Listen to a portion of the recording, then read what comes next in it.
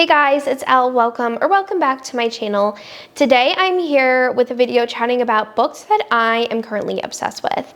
I haven't done this video for like about a month, and I love doing this video like every couple of months to kind of refresh and talk about romances that I am just currently loving and that I find are really fantastic that I really want to share with you all.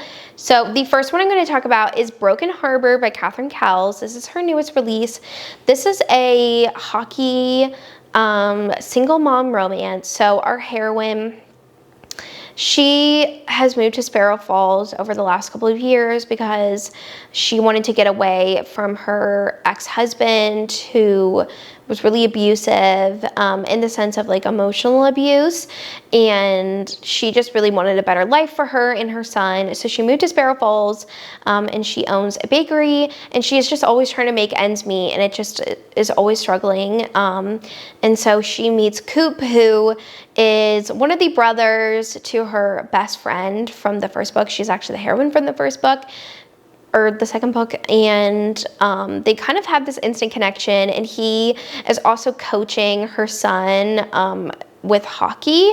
He is a professional hockey player, and so they kind of start hanging around each other a lot in the small town, and he is just really looking out for her, and they kind of form an instant connection, but they are both very broken inside. She just deals with a lot of trauma from her previous relationship, and he is dealing with a lot of trauma with the passing of family members and just feeling really guilty about that. And so throughout this book, you really see them heal together and find each other. And that's the difference I see in this book than other Catherine Cowles books, because this one really deals with, they're both broken. It's not just one character is tortured, both of them are. And that's what I thought was really beautiful about this one and different. And this one is so much more emotional than any of her other romances. So it definitely cuts deep, and we go through a lot with these characters, but it is just such a beautiful story. I loved the hero's connection with the heroine's son, and just there were so many adorable moments of them playing hockey together and doing things together. And of course there is suspense actually with the hero's past this time, and kind of a combination of the hero and the heroine's past. And I really like that aspect. I just felt like this one was a lot different than her normal like writing standard, and I really love that she changed it up with this one, and I really liked it. And there were some really spicy scenes, and just the found family aspect in the series is amazing. It is so good. I just love like all of the connection in this romance, and I just love seeing all of the other characters. This one was just so good. I really liked it. Then I recently read How to Forget a Duke by Vivian Lorette.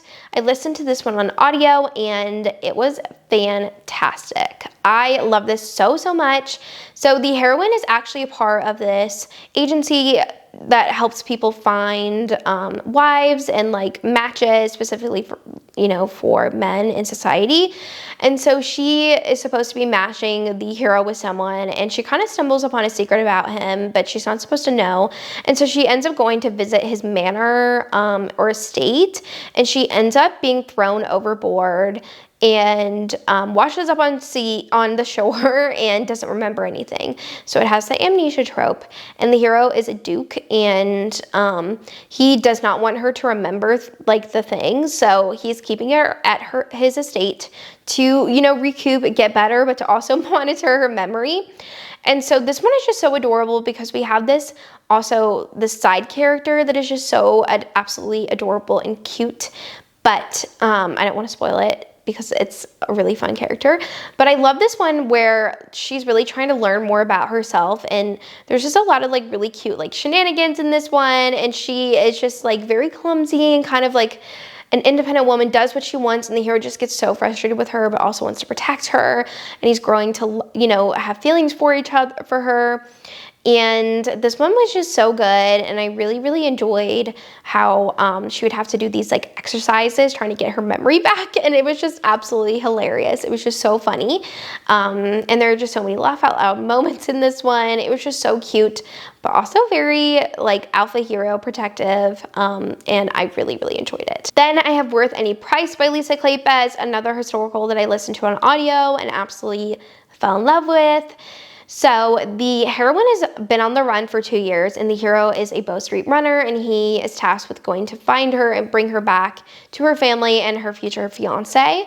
But when he sees her for the first time, and she has been staying at this estate with this duke who's been giving her like security and whatever, solace staying there, and he sees her for the first time and is like, well, actually I want to keep her for myself. So he decides to marry her in an arranged marriage, to protect her, but also to you know, satiate his desires. And it is just so good. And the heroine, she just like doesn't even know what to do with the hero, which she is just like, I can't believe I'm married to you, but also I'm really attracted to you.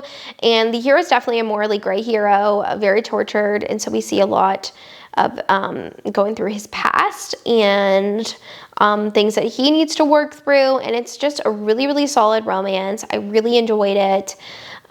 It's just so good. It's very angsty and a lot of chemistry between these two. It's definitely more character driven, but it's a lot of fun, and I love, love, love this one. Like, absolutely obsessed. Then I have Ting Queen by Devney Perry. I recently listened to this one on audio, and I am completely obsessed with this. This feels like nothing like Devney Perry's writing. Like, it feels so much more. It's so much more spicier than her normal books.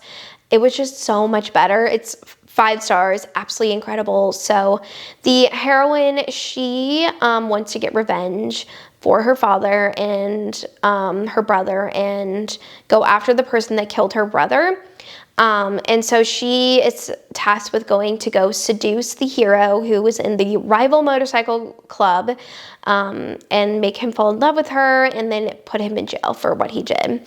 And so that's kind of the start of the story, and they actually meet and have a one-night stand, and the hero's kind of obsessed with her, and wants to keep seeing her, and so they keep like hanging out more, and then she's starting to realize that she's catching feelings for him, but she's like, I can't, like, I should hate him for what he did to my family. And so it's this like push and pull of like, you know, she really has feelings for him, but she can't have feelings for him, and it is just so good. It's so angsty. She has to keep secrets from him. It's very forbidden. He is just obsessed with her, very protective alpha hero. This one is just so good. I really, really loved it. And I love the emotionality towards the end once he finds out about stuff and what she is doing. And it is so good. And there's a really good twist in this one that I really, really enjoyed. I love this one. This is a new favorite by Devney Perry. It's just so good. And I was obsessed with the audio. I couldn't stop listening to it because it was just so amazing. Then I have The Search by Nora Roberts. This is a romantic suspense romance from her. It is fantastic. So the heroine, she owns a dog training school, and that's where she meets the hero, Simon, and they live in this small town, and Simon recently moves to the small town, and he has a puppy named Jaws, and Jaws really needs some help with training, and so she agrees to help him, and so they kind of form a bond and friendship over the course of training Jaws, and they learn a lot about each other. But the real aspect of this one is she was actually a part of a string of murders that happened years ago. She was victim to it, and she actually lost her fiance in the process of finding the murderer, and he's actually in jail, the murderer, but she lost her fiance in the process. And so she's really dealing with a lot of trauma and grief from the past couple of years, and then she finds out that there is a copycat murder coming up, and it's just bringing back a lot of anxiety and all of that. And so the interesting thing about this one is that we are in this like we get the POV of the killer, so we see like what is going on in his mind, like the one that's in prison. And it's really interesting. And I really love this one because we really get this slow progression of suspense, and it's really fantastic. I loved it. It was so, so good. Then I have Bride by Ali Hazelwood. This is a paranormal vampire werewolf romance, marriage and convenience. So the heroine, she grew up in like the human realm, but she's a vampire, and she is given they do this like bride exchange between the vampire and werewolf races. So she's exchanged to the werewolf like world. And so she is supposed to marry the hero, and she thinks that he has a mate who is the person that is being given to the vampire world, but he's actually not mated with her, and she doesn't know that. And so the whole time she thinks he like hates her, but he's really obsessed with her. And we get these like short snippets of his POV in the chapters before her chapters, and one of them is like he literally takes a piece of clothing that she touched and smells it and carries it around with him. And I'm just so obsessed with him. I love that trope where like she thinks he hates her, but he's actually completely obsessed. And this one is really good, but we also have this suspense with her best friend who went missing in the werewolf realm. And so she's trying to find information about that. So this one is really, really good. It's like forced proximity forbidden because they're from two different worlds, but kind of like opposites attract, and they also kind of have to fake date a little bit because they have to prove that they, you know, are into each other and their marriage and stuff. And it's a lot of fun, very action-packed. I really enjoyed this one.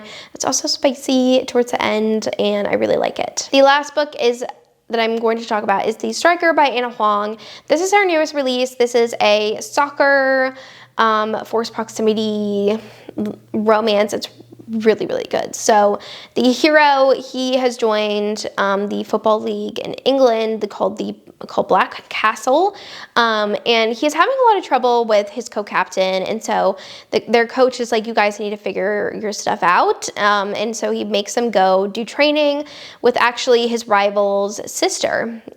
She is a ballerina and a ballet instructor, and so they start getting trained by her, but Vincent, her brother, ends up having to go off and like do something, and then it's just the hero training with her, and so they have a lot of chemistry. This one's really angsty, and they really want to go for it with each other, but they're like, you know, she's like, he is my brother's rival, like I can't do that.